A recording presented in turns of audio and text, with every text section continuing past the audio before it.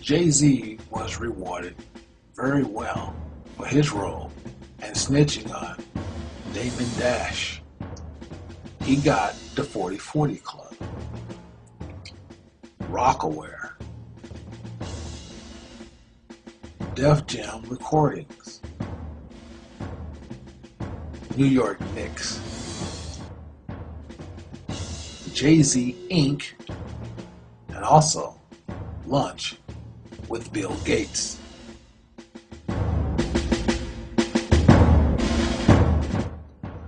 After DeBoule talked to Jay-Z, Damon Dash and his partners in crime would not be the same.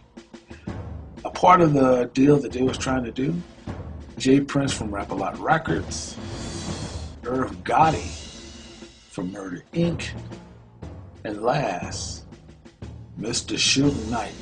All these guys was trying to do a distribution deal behind the Elites' back. But what they didn't know is no black man's gonna run nothing in Hollywood as long as white folks control it. So they called the FBI, who's on payroll, to shake these guys down. And boy, didn't they shake them down. J. Prince was stricken. He was hit with all kind of fines. He was damn near going broke. But if he could produce a blood sacrifice that would give him some royalties back. And he did, with Pimp C. Pimp C did not die of an overdose cough syrup. He was held down and gave a lethal injection. Now Suge Knight's a little bit different, because in the mid-90s, Suge wanted wealth fast and quick. Who did they get him to sacrifice? Oh, come on, y'all should know that. Tupac Shakur.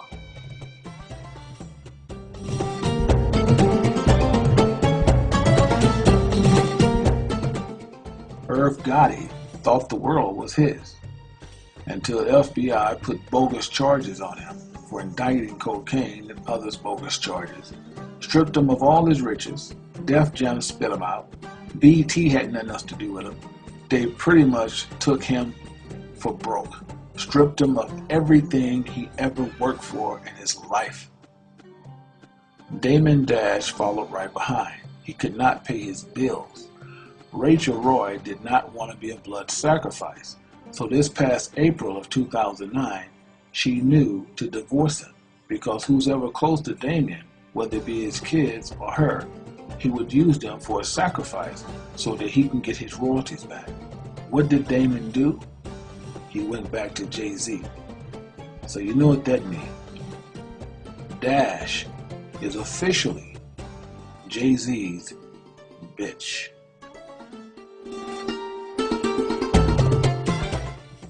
Michael Jackson died on a drug overdose. Michael did not die of complications of the heart. I guess so, after the drug overdose reached his heart. See, all of this started some time ago. Michael's been carrying the estate all his life. He's been taking care of his family all his life. Janet thought it would be a good idea to do a reunion tour, but Janet was coerced with Joe Jackson. Remember, Joe Jackson still tells these people what to do even at age 50. So Michael didn't comply. He gave a verbal agreement that he would do a tour in the States. Meanwhile, he signed another deal in London. If you Google back, it'll tell you that the Jackson was currently being sued. But they worked out a deal that they do all the dates starting off in London. Michael did not get along with all his brothers, contrary to what they want you to believe. Michael did have a well rapport with Jermaine and Janet, but that was growing thin. Michael spent most of his time as a loner because he just got tired of carrying the weight of his shoulders of the family. This is what it's all about. Michael was the blood sacrifice for the Jacksons. See, Michael did not want to do all these dates. He was not into carrying the estate for the entire family. He did love his mother, but his family, his siblings, was getting on his nerve. So that infuriated the family. Hey, do not be fooled by all those crocodile tears and all that dressed in black. Let me tell you something. Everyone in Hollywood knows about the Baphomet and the sacrificing of death to be wealthy, of fame. They're just putting you on. But let's take a brief moment and talk about her husband, Jermaine Dupri. Everybody knows him, right? Did you know that Jermaine Dupri was a molester? You remember the group called Criss Cross? He molested both of those boys and paid them off. Yeah. Who are they? Well, let's get that slide. This is Criss Cross. Now, back in the 90s, they were hot with the cut called Jump Jump. Now, the guy to the right, he's still around. Dude to the left, he's in hiding. This messed these guys up for the rest of their life, man. Now, check out this dude.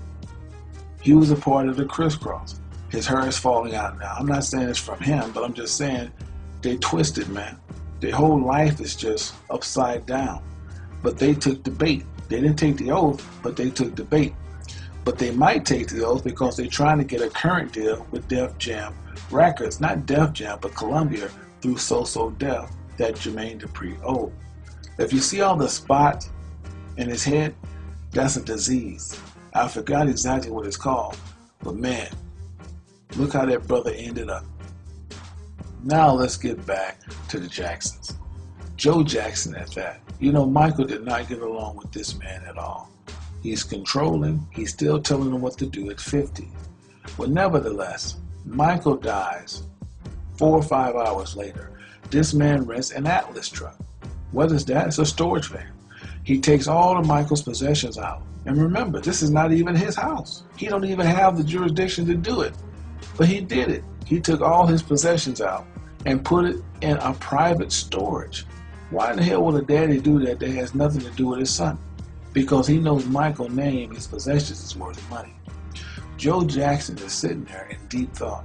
This man, the guilt that they live with every day, this is why they turn to cocaine, this is why they turn to alcoholic, because they know what they have done to get where they're at.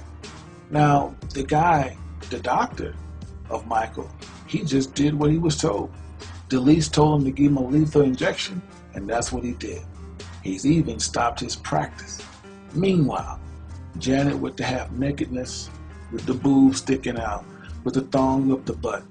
When it comes down to it, the family is totally damn wicked. Alright? He did not want to do anything that they portraying him to be. He wanted to just be left alone. And there's only one person that told the damn truth, and that's LaToya. I guess you say why. LaToya is only telling the truth because she was left out the loop. They wasn't going to give her none of the shares, and they still not going to give her none of the shares that's coming into the Jackson estate. So she's telling all. Even the mother, Catherine, she knows about why her son had to die. He's worth more dead than alive. Look how she's looking. She knows the truth. Meanwhile, Michael Jackson was the blood sacrifice for the Jackson estate. We have a couple more, and it will be kind of quick. Kanye West wanted to be just what Jay-Z's at. So Jay-Z took him under his wing and told him about the blood sacrifice. Kanye agreed. His mom would be sacrificed. And while she was being sacrificed, Kanye took a trip to London so that it could be totally a mishap for him to get the news. Let's talk about Jennifer Hudson. Can't believe it. Some of you don't want to believe it. These people do not love their family. It's all about the fame. It's all about the wealth. Yes, she did. But not only did she kill her mom, she sacrificed her entire family except her other sister, who was in on it as well. If you recall, her sister was on MySpace page a day before the funeral, kicking it. This is truth. So who is due for sacrifice right now? Beyonce. You see, out of all the fame Beyonce's got, none that we know of who she sacrificed. Well, let's take a closer look at what she's holding. That's the Baphomet. And that only tells me one thing. Beyonce is long overdue for a sacrifice.